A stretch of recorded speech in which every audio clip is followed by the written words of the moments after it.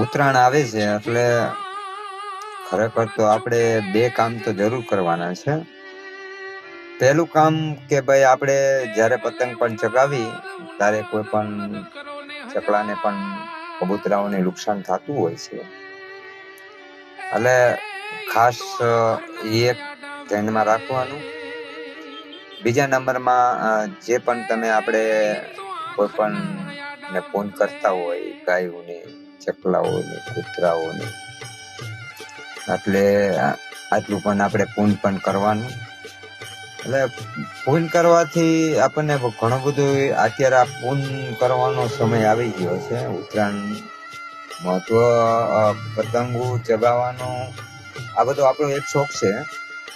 બાકી ખરેખર તો આ જે ઉત્તરાયણ જે વાત કરો ને તો એની અંદર આપણે ફોન કરવાનું વધારે રસ્તા રાહો.